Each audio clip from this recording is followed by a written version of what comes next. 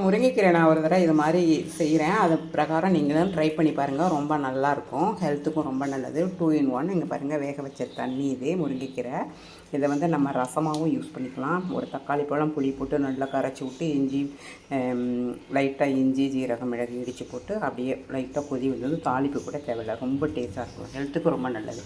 இந்த கீரையை வந்து நல்லா கொதிக்கிற தண்ணியில் நல்லா கழுவுன கீரையை போட்டுங்க. அதுக்கு முன்னாடி பாசிப்பருப்பு போட்டு 5 நிமிஷம் ஆன பிறகு கீரையை போட்டு நல்லா பச்சை மாறாமல் பிரட்டி விடுங்க. பிரட்டி விட்ட பிறகு லைட்டாக உப்பு போட்டுக்குங்க. அதில் அப்படியே வடிகட்டிக்குங்க. லைட்டாக எண்ணெய் விட்டு வடை சட்டியில் கடுகு ஜீரகம் வரமிளகா வெங்காயம் அப்படியே போட்டுட்டு இந்த வதங்கின பிறகு லைட்டாக அப்படியே இந்த கீரையை போட்டு நல்லா பிரட்டி விட்டு உப்பு செக் பண்ணிக்கோங்க. ரொம்ப நல்லாயிருக்கும். வீடியோ பிடிச்சிருந்தா லைக் பண்ணுங்கள், ஷேர் பண்ணுங்கள்.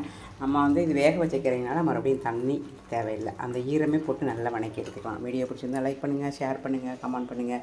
கன்சீவாக உள்ளவங்களுக்கு கண்டிப்பாக எடுத்து கொடுங்கப்பா. ஹெல்த்துக்கு ரொம்ப நல்லது. பாய்.